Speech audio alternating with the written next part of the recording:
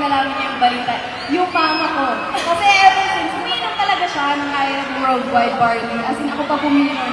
Nag-research kasi talaga ako ng mga healthy na inumin. Yung nanay ko din. Yung nanay ko din. Yung bank ko member siya dito. Doon nalaman ng nanay ko na, nag-iinom sa tayo ng nanay. Sabi niya, madalang mo ako patuloy. Because now I'm part of the Iron Worldwide family.